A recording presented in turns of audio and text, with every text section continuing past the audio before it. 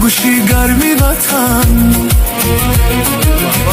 باد و هوای فارم، سرزمینی پر از گنج و گوشی گرمی وطن. این صدا مثل